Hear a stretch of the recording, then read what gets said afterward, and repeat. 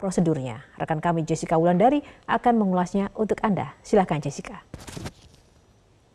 Ya, Yohana dan pemirsa, mulai tahun 2021, masyarakat dapat mengurus sertifikat tanahnya secara elektronik.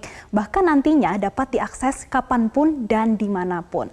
Sebetulnya apa sih tujuan pemerintah mengganti sertifikat tanah menjadi sertifikat elektronik atau biasa disebut dengan e-sertifikat, dan bagaimana prosedurnya? Baik, kita akan membahasnya bersama hari ini.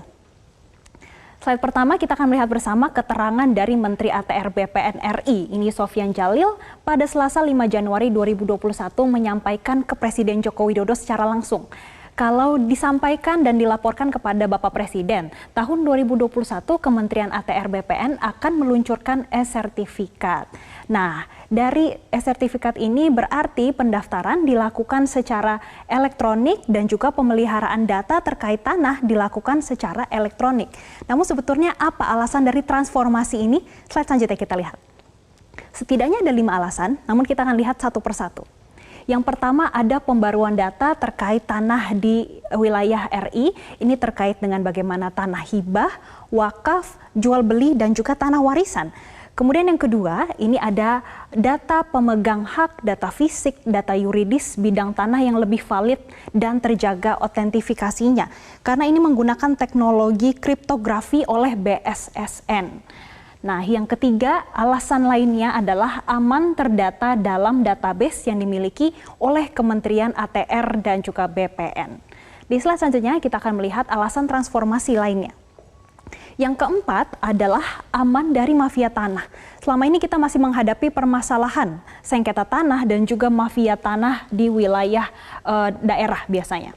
Kemudian selanjutnya ada memberi kemudahan bagi pemilik sertifikat.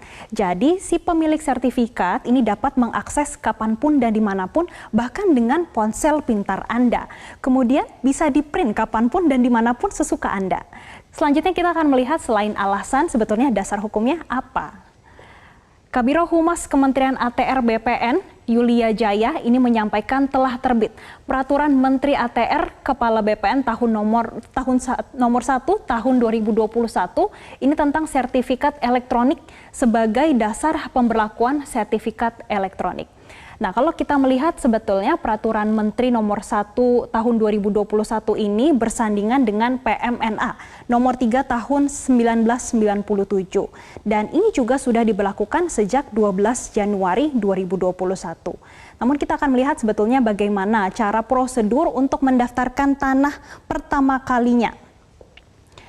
Pendaftaran pertama kalinya untuk tanah yang belum terdaftar dan akan didaftarkan secara elektronik ada dasarnya pada pasal 8 Permen ATR BPN nomor 1 tahun 2021. Yang pertama ini adalah pengumpulan dan pengolahan dokumen secara elektronik. Ini dokumen secara elektronik nanti akan menjelaskan besaran tanahnya berapa, kemudian ada juga bagaimana bentuk ruang dan juga ada bagian-bagiannya sehingga masyarakat pun tak perlu khawatir terkait adanya bagian dari ruang. Kemudian di step selanjutnya ada pembuktian hak dan juga pembukuan. Kemudian dilanjutkan dengan penerbitan sertifikat, dilanjutkan dengan penyajian data baik fisik dan juga yuridis, lalu tersimpan dalam daftar umum dan dokumen milik Kementerian ATR dan juga BPN. Kalau kita melihat ini pendaftaran pertama, bagaimana dengan prosedur kalau kita sudah memiliki sertifikat fisik, lalu akan diganti menjadi sertifikat elektronik? Ini dia. Ternyata ada dasarnya pada pasal 14 Permen ATR masih sama nomor 1 tahun 2021. Ini nih khusus berlaku bagi 3. Yang pertama sertifikat hak atas tanah, yang kedua hak pengelolaan, dan yang ketiga hak milik atas satuan rusun atau tanah wakaf. Berarti kalau kita lihat tidak semuanya ya bisa berlaku. Kemudian bagaimana dengan stepnya dan prosedurnya? Yang pertama, kita harus melakukan permohonan pelayanan pemeliharaan data dan pendaftaran tanah. Pemirsa, ini penting. Ini bukan pemerintah yang proaktif melakukan pelayanan pemeliharaan data. Jadi kita sebagai masyarakat yang harus proaktif datang ke Kementerian ATR BPN untuk melakukan pemeliharaan data dan pendaftaran tanahnya. Kemudian yang kedua, kalau ini sudah dilakukan, maka akan divalidasi siapa pemegang hak, data fisik, dan juga data yuridisnya. Kalau ini sudah sesuai, maka akan tersimpan pada sistem elektronik dan kita bisa memegang e-sertifikat. Dan selanjutnya kalau kita lihat ini pernyataan dari Menteri ATR BPN yaitu terkait dengan pemeliharaan data. Ia menyampaikan kalau saya katakan itu tidak benar, BPN tidak akan menarik sertifikat dari masyarakat. Itu pemirsa yang tadi kami tekankan kembali kepada Anda kalau yang harus proaktif untuk melakukan pemeliharaan dan permohonan adalah masyarakat.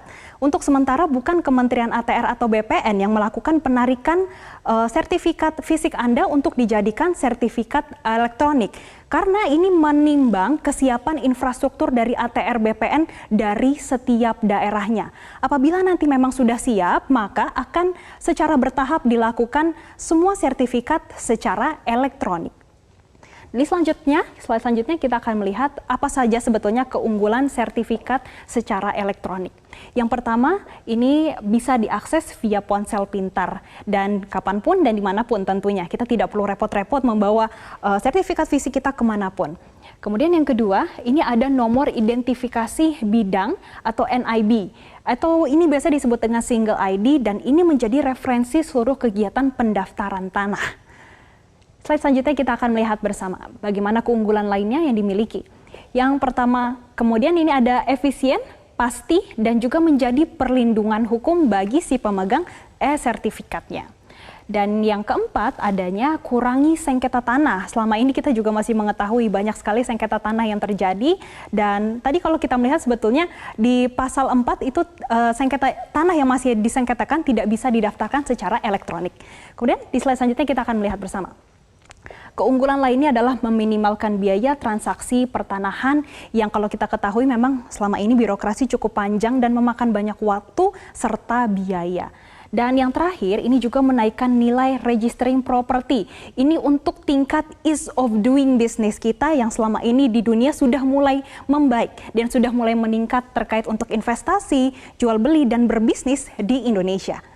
Slide selanjutnya kita akan melihat sebetulnya bagaimana sih contoh e-sertifikat.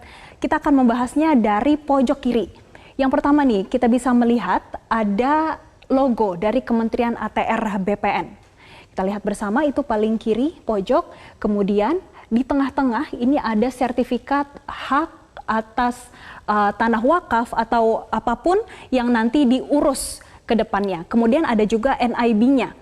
Selanjutnya kita melihat ada siapa yang memegang hak atas sertifikatnya dan ini batasan sampai kewajibannya sampai mana diperbolehkan. Selanjutnya ini juga penting nih pemirsa, kita melihat ada bidang tanah dan hak ruang. Jadi nanti di sertifikat elektronik ada bagian ini nanti akan menjadi foto. Ini foto bagaimana ruang dan juga tanah yang dimiliki si pemilik e-sertifikat. Kemudian ini juga penting pemirsa, ini ada bagian ketentuan di paling bawah kiri, kita bisa melihat ada ketentuan bagi si pemilik e-sertifikat. Selanjutnya kita akan melihat di kanan atas itu ada QR code dan juga ada kode unik. Selanjutnya kita juga melihat sebetulnya di sini ada QR code, tapi QR code yang di sebelah sini berbeda dengan QR code yang di atas. Kalau yang di atas untuk e-sertifikatnya, sedangkan QR code yang di sini sebetulnya untuk menandakan bidang tanah dan ruangnya.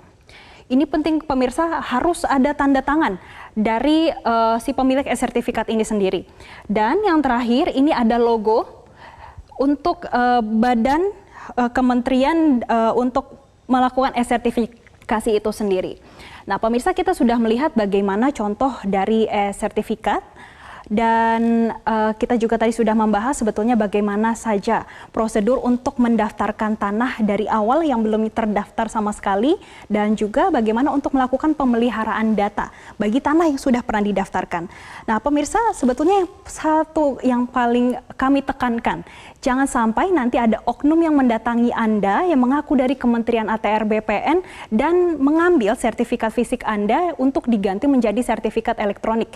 Kami tekankan sekali lagi, kalau masyarakat untuk sementara harus proaktif, bukan kementerian yang proaktif mengambil sertifikat fisik Anda, karena ini mempertimbangkan bagaimana kesiapan infrastruktur di setiap daerah. Demikian, Yohana. Baik. Terima kasih Jessica Wulandari untuk ulasannya siang ini.